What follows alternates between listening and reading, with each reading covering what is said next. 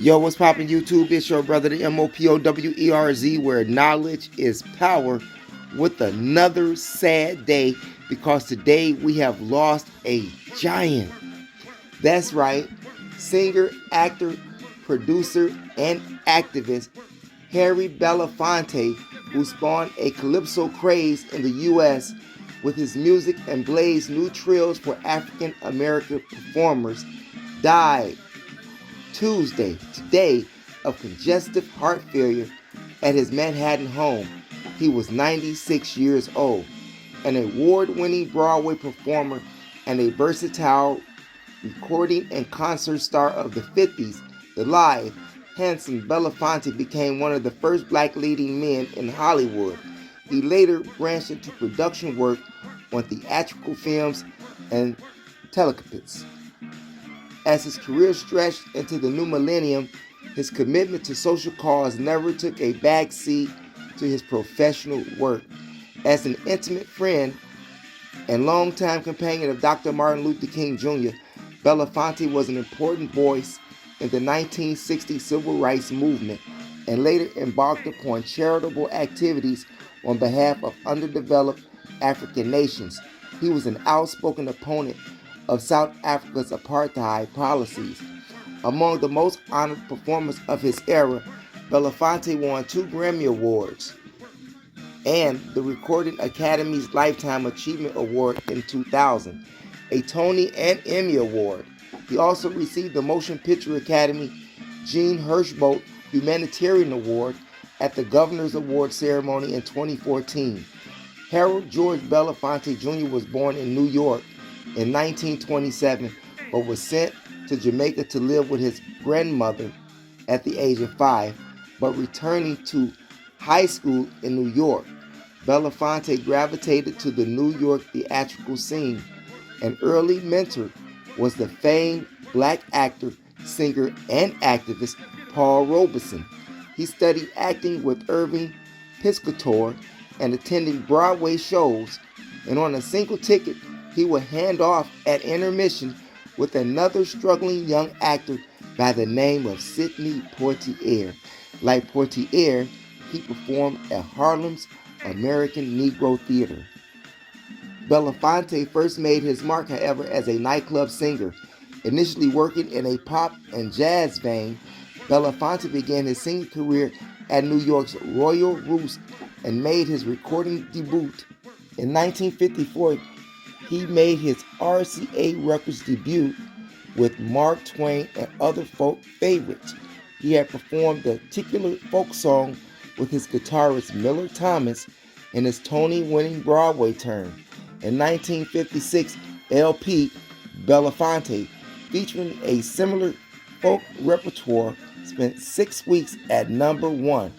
Those collections were a mere warm-up to Calypso. In 1956, the album sparked a nationwide calypso craze, spent a staggering 31 weeks at number 1, and remains one of the 4 longest-running chart toppers in history.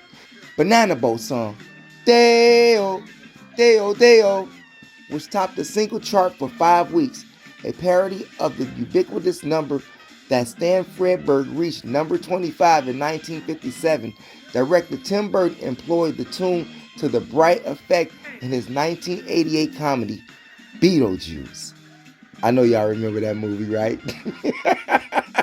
It still trips me out. In 1972, a movie came out called Buck and the Preacher, featuring Harry Belafonte and Sidney Poitier. One of the best Western movies I've ever seen in my entire life. So if you never have ever seen Buck and the Preacher with Harry Belafonte and Sidney Poitier, I highly recommend that you watch that movie. Get you some popcorn. I tell you, it's a sight for you. Belafonte will cut 5 more top albums, including 2 live sets recorded at Carnegie Hall through 1961. His 1960 collection, Swing That Hammer, received a Grammy as Best Ethnic or Traditional Folk Album. He scored the same award for 1965, An Evening with Belafonte Makeba a collaboration with South African folk music artist Miriam Makeba.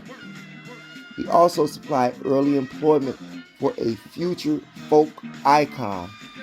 His 1962 album, Midnight Special, featured harmonica work by Bob Dylan. A frequent guest on TV variety shows, Belafonte became the first black performer to garner an Emmy with his 1959 special, Tonight with Belafonte. Belafonte made his first steps into film production with two features he top-lined, End of the World drama, The World, the Flesh, and the Devil in 1959, and the heist pictures Odds Against Tomorrow in 1960. However, discontent with the roles he was being offered, he would remain absent from the big scene from the remainder of the 1960s and busies himself with recording and international touring as his involvement in the civil rights movement deepened. Closely associated with clergyman activist King, Belafonte provided financial support to civil rights leaders and his family. He also funded the Freedom Riders and the Student Nonviolent Coordinating Committee and was a key figure in the organization of the historic March on Washington in 1963. The racial tumult of the 1960s, wow, I remember that too. You remember H. Rap Brown? Do you remember Kwame Ture? I mean, this man was really a figure, a black figure in the 60s. It amazes me how we don't have these same entertainers and actors doing the very same things that he's done as a legacy. Anyway, Belafonte returned to feature films in 1970 in his whimsical The Angel Levine alongside Zero Mostel. He co-starred with an old friend, Portier, in the comedies Bucking the Preacher in 1972 and Uptown Saturday Night in 1974, both directed by Portier. You got to see those. Those are a must-see. His acting appearances would be sporadic for the remainder of his career. Notably, he appeared opposite of John Travolta in White Man's Burden, an alternate universe fantasy drama about racism, and that was in 1995. Robert Altman's ensemble period drama Kansas City in 1996 and Bobby in 2006. Emilio Estevez's account of Senator Robert Kennedy in 1968 assassination. Wow.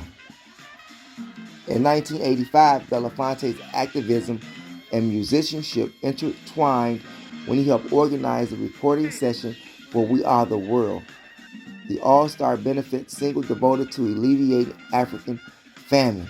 His appearance on that huge hit led to Paradise in Gazankulu in 1988, his first studio recording in more than 10 years. Wow. If you're my age, I'm sure you remember that song, We Are the World. Michael Jackson, Lionel Richie, Diana Ross, Stevie Wonder. Everybody was on that song. I think even Paul McCartney was on that song. Everybody was on that song, okay? So if you wasn't on that song at that time, well, you should go listen to it. It's a very uplifting song, and that song is still like relevant to this very day, even though it was written back when? That's all I'm saying. His latter-day production work included 1984 hip-hop drama Beach Street and the 2000 miniseries Parting the Waters, based on historian Taylor's Branch biography of Martin Luther King Jr. Wow, I didn't know Harry Belafonte has production work with Beach Street. Had no idea. Wow, we used to break dance to that all the time. In latter years, Belafonte remained as outspoken as ever, and his views sometimes courted controversy. He was a foe of South Africa's apartheid, opposed the U.S. Cuban embargo, and denounced George W. Bush's military incursion into Iraq. Leave your comments in the comment section in regards to Harry Belafonte's career, how much he may have inspired you, or what you learned about him that you didn't know after you watched this video. Thanks for viewing. You all remember, knowledge is power. It is your third eye that makes you shine like jewelry. And if you haven't done so already, press the subscribe button below, view the videos, and hit the notification bell so you can get all the new videos that I upload on YOUTUBE. Share, like, subscribe. Thanks for viewing, you all. Peace out, and never ever give up on your dreams.